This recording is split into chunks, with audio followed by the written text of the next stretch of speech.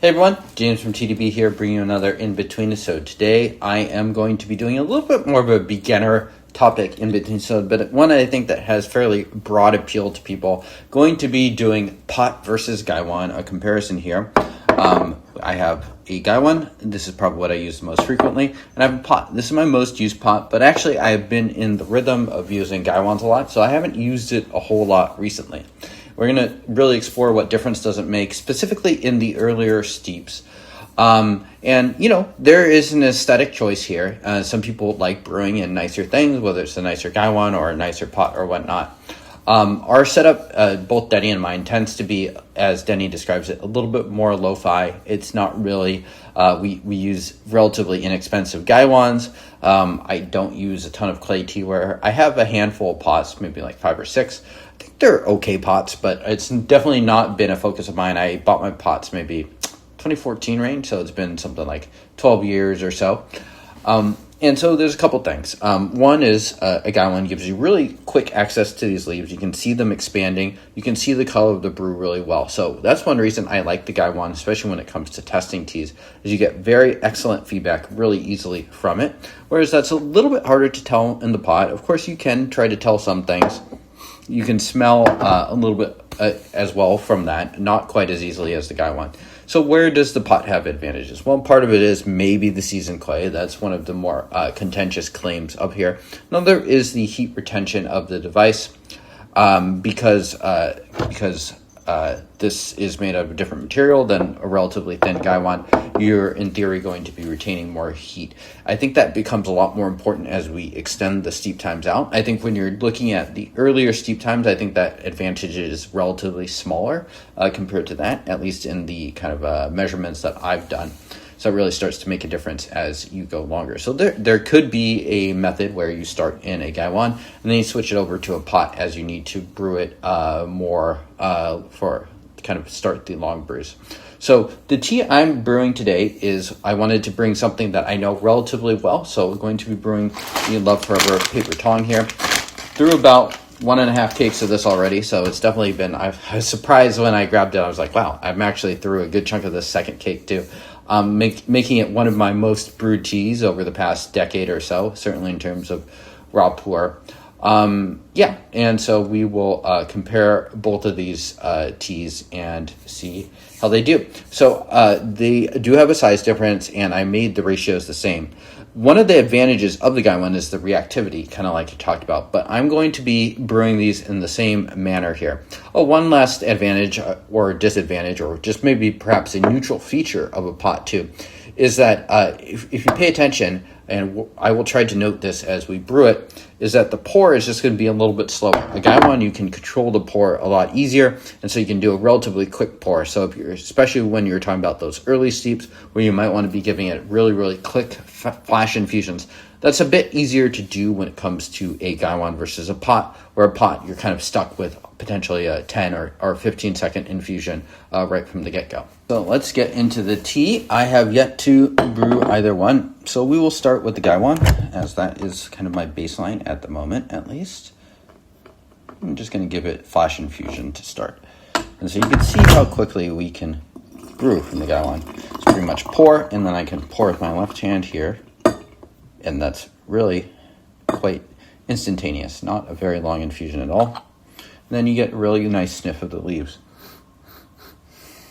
That is Love Forever paper Tong. It is very rich, kind of that cherry syrup going on here. And here we go here from the pot. So this is about a 90 milliliter pot, and 60 milliliters in the Gaiwan is what I measured. As you can see, no clogging, definitely a potential issue, but you see how much longer this takes to pour, and it's coming out differently than that, and that's with zero issues with clogging and whatsoever. And you will have issues with pot clogging depending on the tea that you're brewing. So just even if we assume the clay is relatively neutral, you could tell that they are infused a little differently. And it smells a little different as well. A little brighter here. Both maybe just a richer aroma coming out from the Gaiwan versus the pot. So let's see how we are doing. Maybe we should set this all into one chahai so we can sort of see the color a little more clearly. These chahai tend to get stained, and so the color tends to be a little bit less honest than otherwise. Cheers.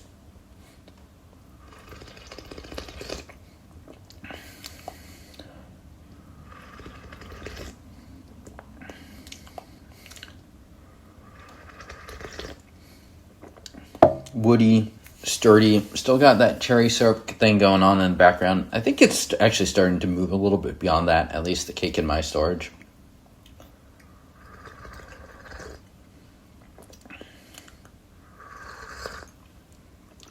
Tasty. Yeah, very much kind of the tea that I know.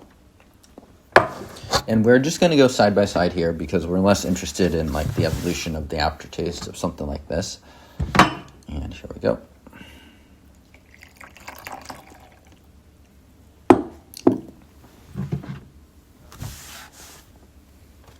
So it did brew a little bit darker, I think.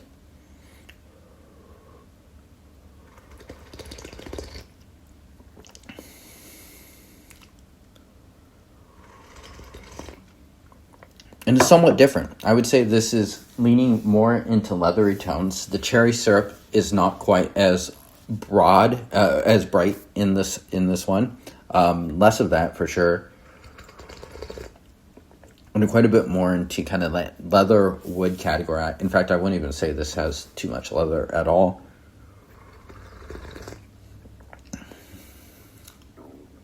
Body and stuff about the same. Maybe a touch of sourness as well in this one on the right. I think mostly it brewed a little stronger here on the right. And I think you could probably attribute that to the steep time, which, as you can see, it just inherently is going to take a little bit longer to steep. We'll go snake style again. So starting with the pot.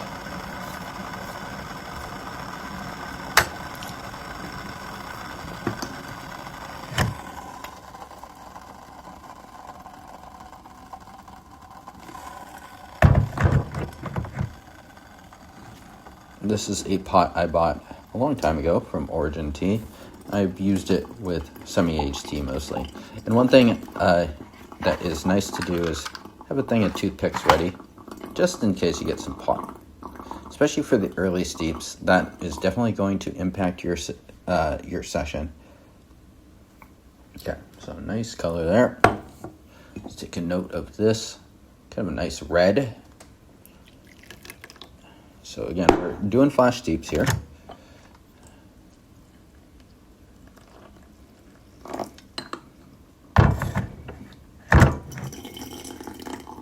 And you can tell that color, there's a big difference. So it's not just the different chahais that are being having impact here. It's just brewing lighter. And you can just see how much longer it takes to infuse when it comes to that. So what you can do with the Gaiwan is, of course, it's reactive. So you can sit on the tea a little bit longer, infuse it for 5 seconds if you think the tea needs it, and if you prefer the pot brew. The nice thing is you are capable of getting those shorter brews with the Gaiwan, unlike with a pot where you're kind of stuck with a certain level, certain time of a minimum brew, if that makes sense.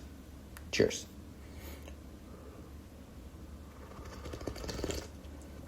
Yeah, and it's why I tend to use pots less often or more often rather, for ripe.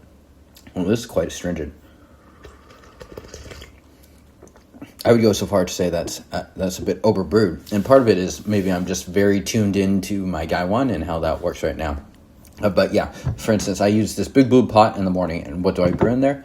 One of the most forgiving teas around, something like a fermented ripe tea, where it matters a lot less if the tea is overbrewed, or maybe that's part of the thing, is you want a certain level of time to be in each infusion.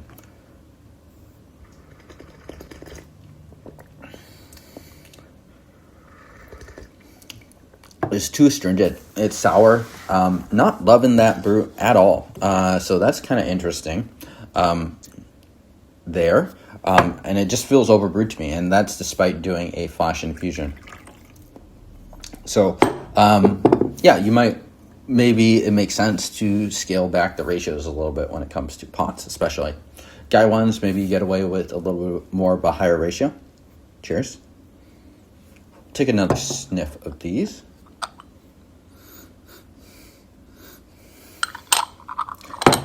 It's got that bright cherry wood. And a bit different in the pot.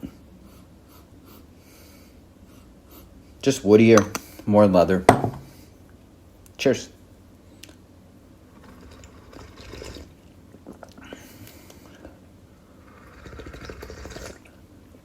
And the balance of the infusion is just much better. Now, granted, you could totally reverse that if we dialed it down from, like, right now I'm using 4 grams for 60 milliliters, so that's 1 to 15. 6 grams for 90 milliliters. If we dialed that down, so 3 grams, say, for here and 4.5 grams for there, you might say the opposite. You might say the Gaiwan is coming out too light versus the pot. But as it stands in this comparison here, the pot is just kind of naturally brewing a little bit darker, even though they have the exact same ratio.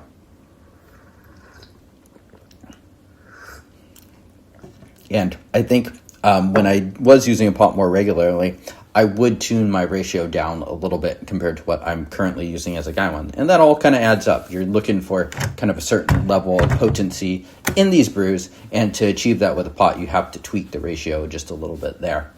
In the end, I think these both are perfectly acceptable brewing devices, and often the one, like for instance, if you ask me to test a tea now, I'd almost certainly choose the Gaiwan. And why is that? Well, it's the one that I'm using the most. I'm the most in rhythm with it. So it's the one that I know the best at the time. And I think that's true for people, whether it's a pot or a Gaiwan, is the one that you're going to know the best is the one that you would choose to brew kind of a tea that you really want to dive into or test out a bit. Okay, going to do one last infusion for both of these guys here. Not looking forward to this pot infusion, but it is what it is. Oh, and I think I screwed up the order, but that is okay. So I want to keep those as short as possible. You could also potentially pull out leaf. That's one way around it. And just see how long that takes to pour. It's like if you're counting, you probably count something like 15 seconds or whatnot. So it makes complete sense why this would brew a darker color. Can also take a peek, and maybe there's some pooling of liquid going on a little bit, but it's not too much. Yeah, a little bit right there. I'm just gonna go ahead and dump that, and I am going to guess that this is overbrewed. We'll do this in the meantime.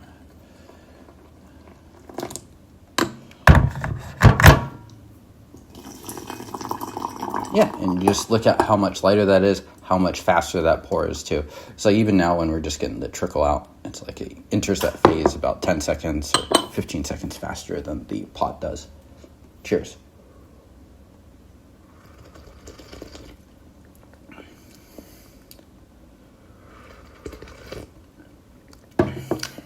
You know, it's just it's not right. This is just brewed too strong as it is. I am not a fan at all of how this is coming out in the pot. My first time using the pot in a while, so I'm a little bit caught off guard about how abrasive this is, certainly compared to the Gaiwan. And, you know, I could even brew the Gaiwan a little bit stronger than it is, and I'd be okay with that. But this is like a couple steps above in terms of just overall potency. If someone was brewing like this, I'd be like, this is a little too much. So, yeah. Power to the Gaiwan in this case.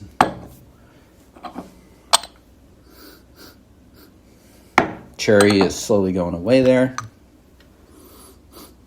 No hint of the cherry whatsoever. Definitely kind of a darker one. And I think for traditionally stored teas and fermented teas and stuff like that, I think pots are pretty well suited to them. In this case, I think the Gaiwan is doing the Love Forever justice. Cheers.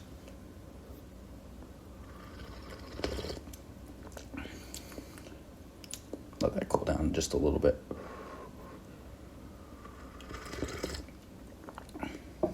Yeah, there's so much more brightness coming off this. A little bit of medicinal menthol as well. Sort of like that cough drop note in here as well. And I'm low fiber paper Tong is not my favorite tea of all time, but I think it's a pretty solid daily drinker for sure. And I'm happy to have quite a bit around. For me, at least, my takeaways here on this episode, at least when you come down to it, is a lot of this just simply comes down to the very simple variable of pour time and how long it takes. There's so much more contact on the leaves with water in the pot when it takes much longer to pour than it is for the Gaiwan. So, thank you all for tuning in. Let me know how you liked it, and I will see you all next time. Cheers.